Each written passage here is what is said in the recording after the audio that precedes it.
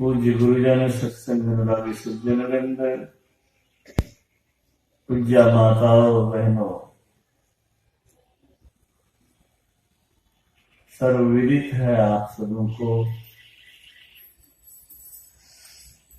हमारे बीच से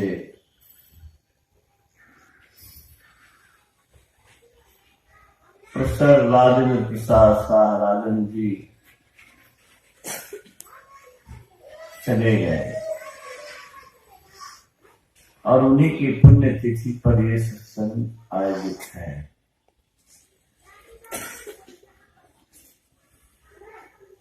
अभी आराध्य देव का परमात्म स्वरूप परमाराध्य का प्रवचन है।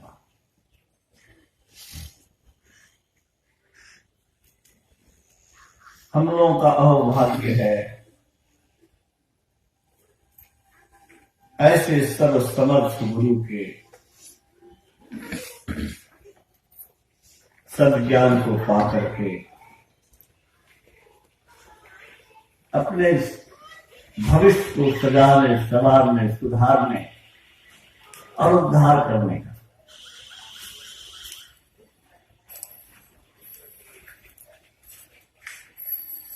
ऐसे महान पुरुष कभी कभी घर हम पर आते।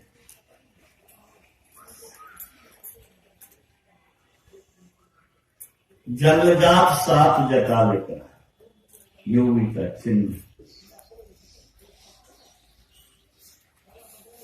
पढ़ने सुनने को मिलता है। भगवान बुद्ध जब धरती पर आए, जन्म लिए, तो जन्म लेते ही 7 डेग चढ़े थे।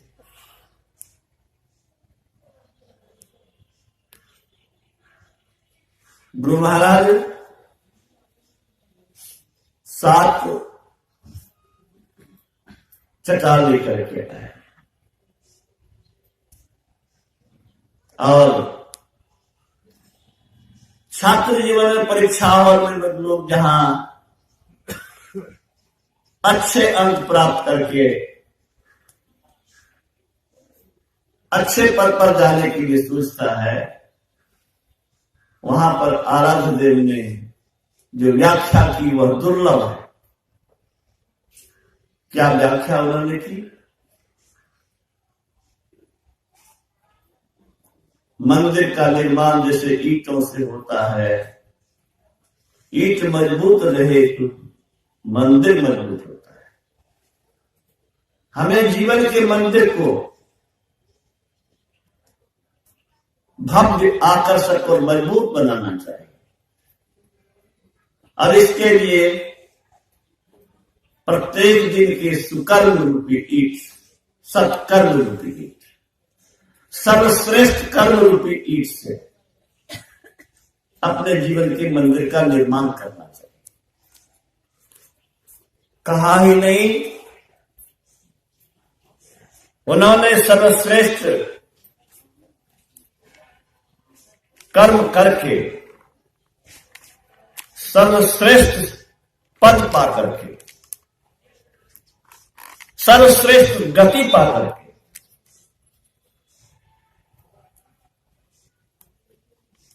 सद्ज्ञान का, सर्वश्रेष्ठ ज्ञान का प्रचार प्रसार करके लोगों के कल्याण का सर्वश्रेष्ठ काम किया। सोचता हूं, विचारता हूं, किसी से पूछिए वह भी कहेगा मनुष्य शरीर ही सर्वश्रेष्ठ शरीर है।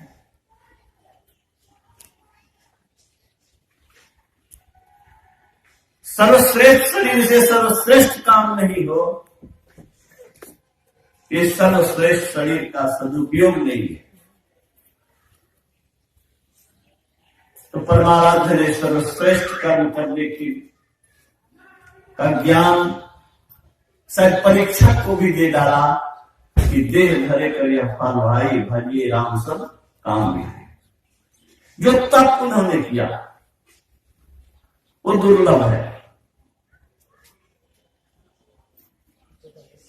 गांव से बाहर एकांत जगह में जमीन के अंदर कुएं खोदकर शरीर को पीला कर दिया, एक शाम भोजन करके शरीर को गलाया। जैसे जब हम लोग प्रयोगशाला में विद्युत विच्छेदन करके दो भाग में बांट देते हैं, हाइड्रोजन और ऑक्सीजन में, प्रयोगशाला में बांट करके हम लोगों ने देखा है, करके देखा है। गुरु महाराज ने इस शरीर को आध्यात्मिक प्रयोगशाला बना करके ईड़ा और पिंगला को मिला करके ब्रह्मरंध्र को खोल करके शिव नेत्र तीसरे द्वार हो करके प्रभु के महल में प्रवेश करके वहां पहुंचा जहां सृष्टि का सर्वेसर्वा है। आराध्य का एक बड़ा सुंदर आत्म अनुभव, प्रयोग का फल 18 मार्च 1972 को अखिल भारतीय महाधिवेशन के अवसर पर करने की कृपा की। आज जो संसार में चमत्कार देखते हो वह वैज्ञानिकों की खोज का परिणाम है। अमेरिका में खेल होता है, यहां हम लोग देखते हैं। अमेरिका में मित्र है, मिनट में बात होती है। एक समय था जब टेलीग्राम नहीं जाता था, तो पत्र नहीं जाता था, तो कोई सूचना नहीं मिलती। लेकिन आज वह जमाना है कि बातचीत ही नहीं होती है, वो कैसी स्थिति में है, कहां पर है, वीडियो कॉल लगता है जैसे आमने सामने हम लोग बात कर रहे हैं। समय दूरी घट गई, लगता है अमेरिका में नहीं है बल्कि यहीं पर। ये वैज्ञानिकों के खोज का परिणाम है। गुरु महाराज कहते हैं हमने भी खोज की। क्या खोज की? खोज करते करते वहां पहुंचा जहां जाने से ईश्वर का साक्षात्कार होता है। करोड़ों सूर्य से ज्यादा चकमक है, लेकिन गर्मी नहीं है, शीतलता है। कोई कहे आगे इससे खोज हो सकती है कि नहीं, ये बुद्धिहीनता की बात है। ईश्वर अनंत है, अनंत के पार में खोज होने का कोई प्रश्न ही नहीं। हम लोग का अहोभाग्य है, मधेपुरा जिला का अहोभाग्य है, ऐसे संत का अवतरण अपने जिला में हुआ। हम लोग उनके जीवन से प्रेरणा लें। मनुष्य तन की सदुपयोगिता पर उनके अनमोल प्रवचन को हम लोगों ने सुना है। अभी उन्हीं के वचन में आया है, मनुष्य में दो प्रधान बातें, ईश्वर भक्ति और सदाचार। ये दो बातें हैं तो ठीक मनुष्य। दूसरी जगह कहते हैं मनुष्य धर्म का ज्ञान रखते हैं। जो मनुष्य धर्म का ज्ञान नहीं रखते उसको पशु कहना अनुचित नहीं है, अतिशयोक्ति नहीं है। पशु व्यक्ति में रहे हम मनुष्य शरीर पाकर के भी पशुता में जीवन जिए, ये हम लोगों के लिए बहुत शर्मनाक, बुद्धिहीनता की बात है और नीचता की बात है। भगवान राम ने कहा, अभी हम लोग सुन रहे थे,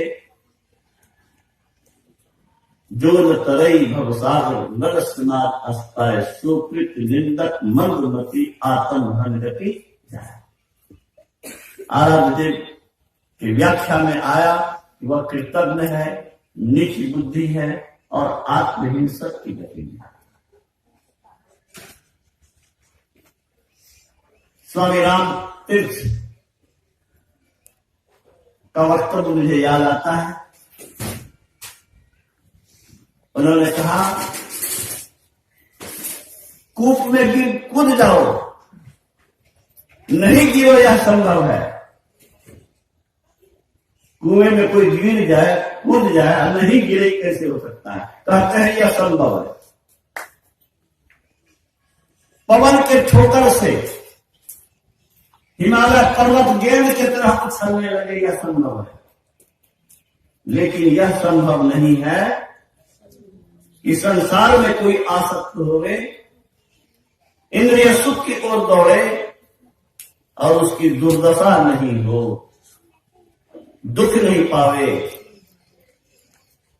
दैनिक स्थिति में न जाए। ये असंभव है, असंभव। स्वामी विवेकानंद का शब्द में याद आता है, उन्होंने कहा,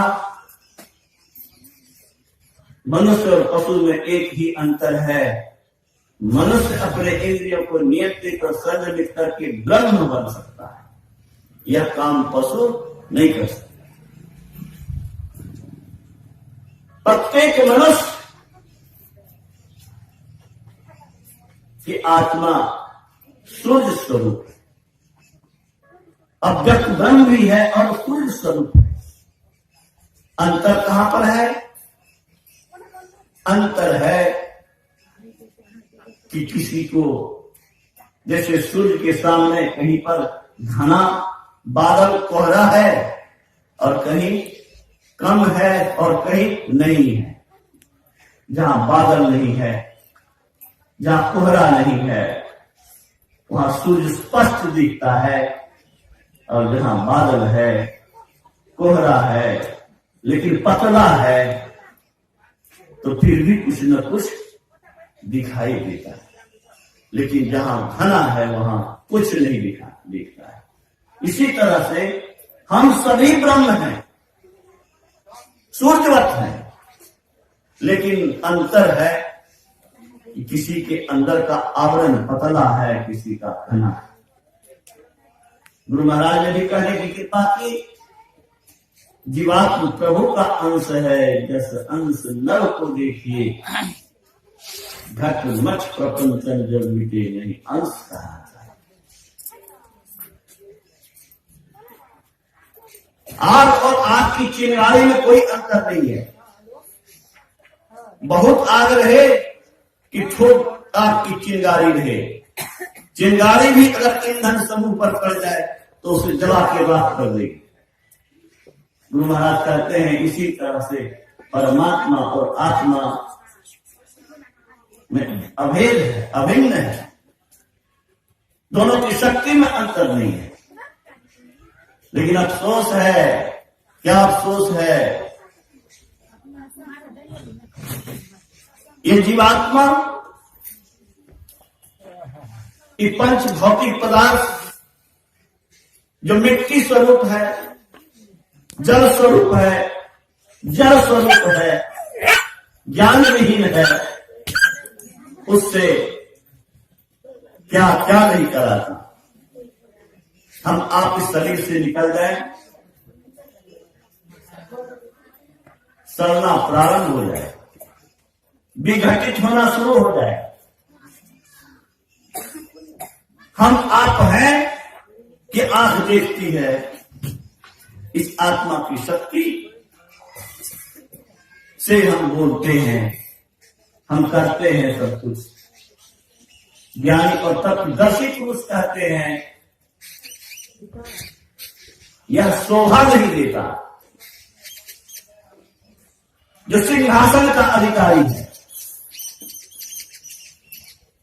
वह मेहतर की सेवा करे, राजकुमार को शोभा नहीं देता है कि गंदे लोगों के बीच में जाकर के खेल कूद करे। आचार्य श्री राम शर्मा ने कहा, परमात्मा ने हम लोगों को युवराज बना के भेजा। सम्राट अशोक ने अपने पुत्र को भेजा था, जहां पर जिस प्रांत में अव्यवस्था हुई थी, परमात्मा ने भी हम लोगों को युवराज बना करके इस संसार की उद्यान को सजाने, संवारने, सुसज्जित, सुविकसित करने के लिए भेजा और स्वयं को सारे दुखों से छुड़ा करके राजन लोग चले गए। क्या कभी सोचे होंगे कि हमारी यह हालत नहीं होगी?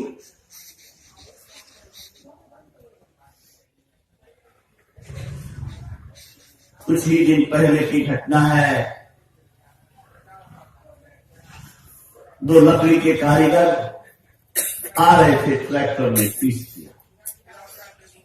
एक का स्पॉट डेथ हो गया और दूसरा हॉस्पिटल जाके। कभी किसी को कोई बीमारी, कोई दुर्घटना, कोई अनहोनी इस संसार से लेके चल देता है। यही स्थिति है।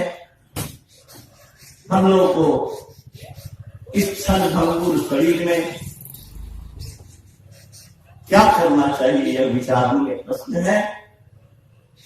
समय बहुत कम है, काम बहुत बड़ा है। काम क्या बहुत बड़ा है? सारे दुखों से छुड़ा लेना चुटकी का खेल नहीं है। इस जीव का एक ही काम होना चाहिए और सर्वश्रेष्ठ शरीर से सर्वश्रेष्ठ काम यही है कि हम सर्वश्रेष्ठ पद को पावे, जहां काल की पहुंच नहीं, दुख, अभाव, परेशानी, उलझन, संकट, जमराज भी पहुंच न सके। ये काम मनुष्य शरीर से अगर कोई कर सकता है और हम आप नहीं कर सकते हैं, करना तो दूर की बात है, अगर सोचते नहीं और प्रारंभ भी नहीं करते हैं, तो इससे बड़ा सर्वनाश और दुखद कुछ भी नहीं हो सकता है। अच्छे काम करते हुए मर जाना अच्छा है, न कि बैठे बैठे सड़ जाना अच्छा है। विश्व धर्म सम्मेलन में भारत को गौरवान्वित करने वाले, वैदिक संस्कृति की ध्वजा को विश्व में फहराने वाले, विश्व के विद्वानों को भारत के वेदांत के सामने नतमस्तक होने के लिए विवश करने वाले विवेक मूर्ति, वेदांत मूर्ति स्वामी विवेकानंद ने क्या कहा? स्वामी विवेकानंद ने कहा, मनुष्य ईश्वर बन सकता है या काम पशु नहीं कर सकता। मैं चाहता हूं वह विद्यार्थी अभागा है जो विद्यार्थी डॉक्टर, इंजीनियर, कलेक्टर बनाने का सपना पालने वाले मां बाप को निराश करता है और उसके लिए प्रयास नहीं करता, अपने भी जीवन भर रोता है और मां बाप के अरमान को भी मिट्टी में मिला देता है, जो जी जान लगा करके मेहनत करके ऊंचे पद पर जा करके स्वयं को और वंश को और गांव को गौरवान्वित कर सकता है। अगर वह काम नहीं करता है तो वह आत्मघात करता है। तो स्वामी विवेकानंद ने कहा, पवित्र होने के प्रयास में मर भी जाओ तो कोई हर्ज नहीं, हजारों बार मृत्यु का स्वागत करो। एक नहीं, हजारों बार मरना पड़े, लेकिन ब्रह्मत्व की दिशा में प्रयास करने का लक्ष्य बनाना चाहिए।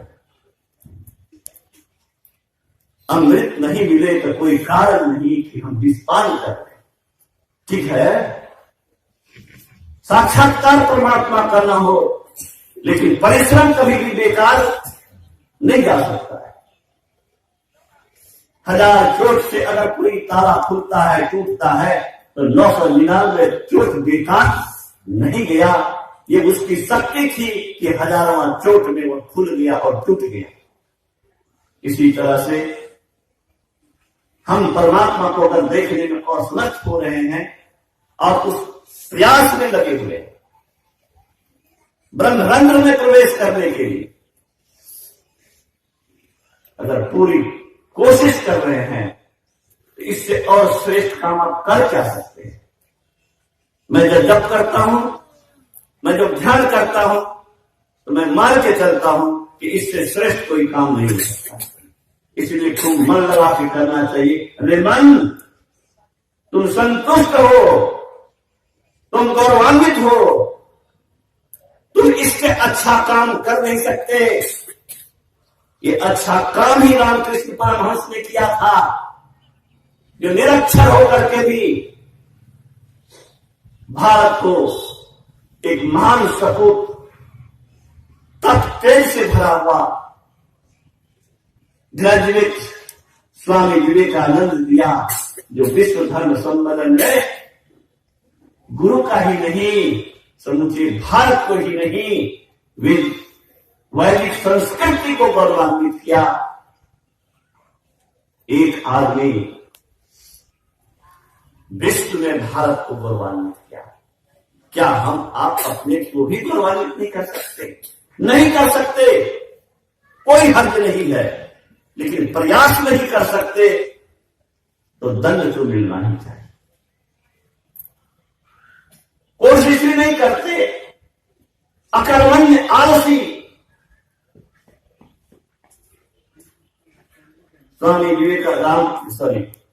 स्वामी रामदेव ने कहा, छोटे उद्देश्य के लिए जीना मानव शरीर का अपमान है। और पेपर पत्रिका बेच करके मिसाइल मैन बनने वाला,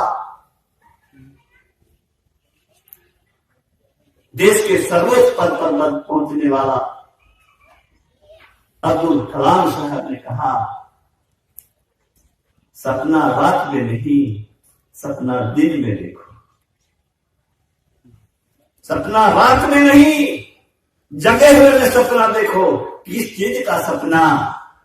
सपना अपने आप को गौरवान्वित करने का, सपना अपने देश को गौरवान्वित करने का। आज महर्षि जी का वंश, महर्षि जी की जन्मभूमि आज विश्व में तीर्थ बन गया। गुरु गोविंद सिंह की जन्मभूमि तीर्थ स्वरूप हो गया। स्वामी राम तीर्थ की जन्मभूमि अमेरिकन के लिए तीर्थ बन गया। आदमी के शरीर से, मुंह कान नाक से कोई मनुष्य नहीं होता है। मनुष्यत्व नहीं तो मनुष्य नहीं, विवेक नहीं तो मनुष्य नहीं, विवेक नहीं तो मनुष्य नहीं। विवेक क्या है? स्कूल में ये पढ़ाई नहीं होगी बच्चे। सार और असार का ज्ञान है विवेक। स्वामी विवेकानंद ने कहा, शिक्षा का अर्थ क्या है? शिक्षा का अर्थ है आत्मा की पूर्णता की अनुभूति। शिक्षा का अर्थ पुस्तक को रटना नहीं है। शिक्षा का अर्थ है अपने को लाचारी, बेबसी, दुख, दरिद्रता, अभाव, भय की स्थिति से निर्भयता की स्थिति में, स्वतंत्रता की स्थिति में, कमजोरी की स्थिति में नहीं, सर्व समर्थता की स्थिति में ले जाने का प्रयास। मैं बराबर कहता हूं, इस विषय की चाहना करने वाला सिट्ठी को चूसना चाहता है। इस सिट्ठी में कोई रस नहीं है।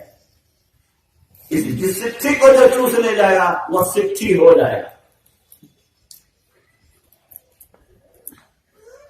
इस मुद्दे से मिट्टी जड़ पदार्थ है, जड़ सड़ता है, जड़ मिटता है, इस जड़ पदार्थ से जो प्रेम करेगा वह सड़ेगा भी, मिटेगा भी, उसका सर्वनाश भी हो।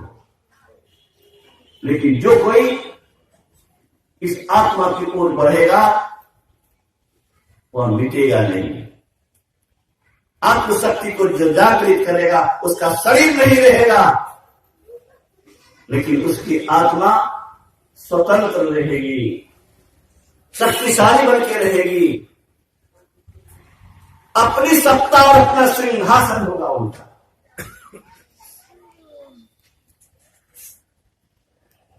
राजा परीक्षित को भागवत कथा सुनाने वाले सुखदेव मुनि 1779 में उत्तर प्रदेश के मुजफ्फरनगर से 22 किलोमीटर की दूरी पर चरणदास जी को प्रकट होकर के दीक्षा।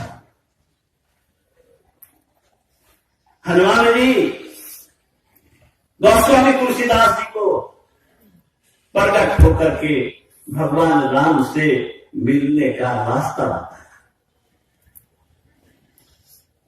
और परमाराध्य कभी जापान नहीं गए शरीर से, जापान का लोग नाम नहीं सुना, लेकिन परमाराध्य ने वहां शरीर नहीं गया, लेकिन आत्मा उससे वहां पहुंचे। 21/10/1973 ईस्वी को श्रीमती विद्युता युकी को, जिसका भारतीय नाम ब्रह्म विद्या है और आराध्य देव ने जिसका नाम सूक्ष्म भोगी सुंदरी रखा, उसने 21/10/73 को आप बीती घटना कुप्पा घाट भागलपुर में रविवार के साप्ताहिक सत्संग के अवसर पर बताया था कि मैं स्वप्न में समुद्र की गहराई में एक भव्य आकर्षक मंदिर देखा और वहां एक संत को देखा जिनका शरीर जाज्वल्यमान था। स्वप्न भंग हुआ, मैं विचार में डूब गया। मैं बड़ी प्रफुल्लित थी, शरीर हल्का लग रहा था, आनंद की अनुभूति हो रही थी कि आज ईश्वर ने हमें एक संत से मिलाया। सोचने लगी कि कहां दर्शन होगा। मैंने विचारा भारत संतों का देश है, मैं वहां ढूंढूंगी चाहे जो भी परेशानी। सोचो यार, 3500 मील की दूरी पर आकर के वो कहती क्या है, हिमालय से लेकर के कन्याकुमारी तक में तीर्थों में, मंदिरों में, आश्रमों में गई, योगियों से, महात्माओं से, तपस्वियों से मिली, लेकिन वो नहीं मिले जो स्वप्न में आए थे। और अंत में ढूंढ निकाला तो कुप्पा घाट में। ढूंढने वाली कुप्पा घाट पहुंची और गुरु महाराज ने क्या कहा, मेरे ललाट में जो ऊंचा भाग ब्रैकेट में लिखा हुआ है टेटना, उसको जब देखी सामने होने पर तो पहचान गई कि मैं ही इनके स्वप्न में था। क्या देख के पहचानी? टेटना देख के पहचानी हूं। अब बोलते कौन है? गुरु महाराज। उनके मन को पढ़ते हैं, उनके बुद्धि को पढ़ते हैं। वो क्या सोच रही है सो भी पढ़ने की क्षमता होती है इस मनुष्य में, लेकिन ये पुस्तक पढ़ने से ये चीज नहीं होती है, ये अंदर पढ़ने से होती है। अभी गुरु महाराज के प्रवचन में आया, अंदर देखना सीखो, अंदर देखो, अंदर ही सब कुछ है, बाहर कुछ नहीं है। बाहर तो शरीर है, ये तो मिट्टी होने वाला है। इस मिट्टी से सारा काम कराने वाला, चमत्कार करने वाला चंद्रलोक कौन गया? इस शरीर से आत्मा निकल जाए तो चंद्रलोक मिल जाएगा क्या? रॉकेट बना देगा क्या? जो भी काम करता है वह चेतन आत्मा करती है और उसके बदौलत करती है। अफसोस हम लोग उसको कमजोर बना के रखे। गुरु महाराज ने कहने की कृपा की, जैसे जो ज्ञान में गिरा हुआ है उनके संग में रहने से आदमी भ्रष्ट हो जाता है। महात्मा गांधी जैसे महापुरुष एक गलत आचरण के लड़के के संग में फिर पड़ गया। उसकी मां ने उसे मना किया, बेटे वो बहुत बुरा लड़का है, उसके साथ में मत रहो। गांधी ने मां को आश्वस्त किया, माता श्री उसमें एक दुर्गुण है मैं जानता हूं, लेकिन बहुत साहसी है, बहुत गुण है उसमें, मैं चाहता हूं कि वो अच्छाई के रास्ते पर चले। लेकिन गांधी जैसी आत्मा भी गलत लोगों के संग में वेश्यालय पहुंच गया। और महात्मा गांधी ने लिखा है कि 2 वेश्या को पहले से नियुक्त किया था, दोनों को पेमेंट कर लिया था। वो एक वेश्या के पास चला गया, मैं भी दूसरे के पास चला गया। मेरा मन तो गिर गया था, तन बचा तो ईश्वर की कृपा से। मेरे मन का तो पतन था, लेकिन बचा अगर शरीर अगर बचा ईश्वर की कृपा से। हुआ क्या, मैं खाट पर बैठा, लेकिन मेरी हिम्मत उसकी ओर देखने की नहीं। और उसने फटकारते हुए कहा, मेरे पास आया क्यों था, मैं निकल गया। तो गुरु महाराज कहते हैं जो ज्ञान में गिरा हुआ है, जो चरित्र में गिरा हुआ है, उनके संग में रहने से आदमी गिर जाता है। ये चेतन आत्मा भी ये जड़ के संग रहने के कारण, शरीर इंद्रियों के संग रहने के कारण क्या हो गया, ये कमजोर हो गया। इस आत्मा का कोई बिगाड़ कुछ नहीं सकता। लेकिन हम लोग आग से डरते हैं, पानी से डरते हैं, जमराज से डरते हैं, किस से नहीं डरते। जिसने आत्मशक्ति को जागृत किया उसे कहीं डर नहीं। गुरु महाराज कहते थे, बंदा बैरागी गुरु गोविंद सिंह का शिष्य था। फर्रुख सियार ने कहा इस्लाम स्वीकार करो, उसने कहा हरगिज नहीं। कहा तो फिर जो दशा के लिए तैयार हो जाओ। दांत की आग की व्यवस्था की गई। लोहे के गर्म सलाके से शरीर के मांस को नोचा जाता था और वह मुस्कुराता था। फर्रुख